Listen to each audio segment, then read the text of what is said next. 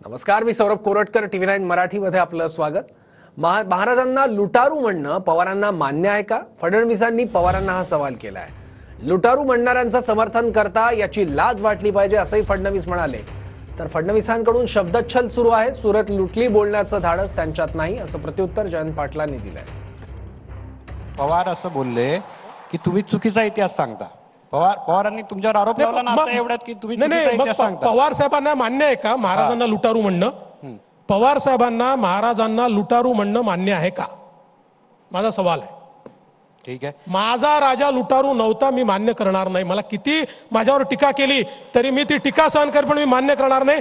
माझा राजा, अरे रयतेच्या देठाला, भाजीच्या देठाला ज्यांनी त्या ठिकाणी हात लावू दिला नाही त्याला लुटारू म्हणता आणि त्याचं समर्थन करता. लाज वाटली पाहिजे याची. महाराजांना स्वराज्य वाढवण्यासाठी संपत्तीची गरज होती आणि सुरत लुटली. ती सुरत लुटली ही स्वराज्य वाढवण्यासाठी लुटलेली आहे. आता सुरत लुटली हे बोलण्याचं धाडस नाही, कारण अमित शाह विचारतील कैसे आप बोल रहे, मोदी साहब विचारतील अरे सुरत लुटी आप कैसे बोल सकते. इसीलिए ये शब्द छल चालू है अभी.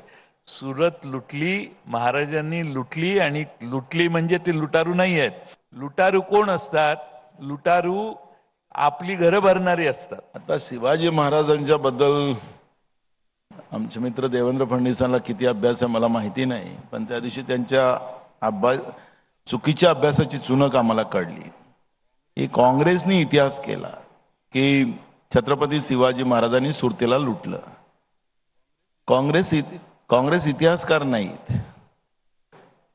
इतिहासकारांनी जी काही त्यावेळची भूमिका मांडली तीच आम्ही पुस्तकात मांडली. आम्ही नाही बनवला इतिहास, हा इतिहासकारांचा इतिहास आहे. आणि म्हणून अनेक इतिहासकारांनी तुम्हाला विचारलं की देवेंद्र फडणवीस तुम्ही कशाला खोटं सांगता लोकांना, जे आहे ते गोष्ट सत्य आहे.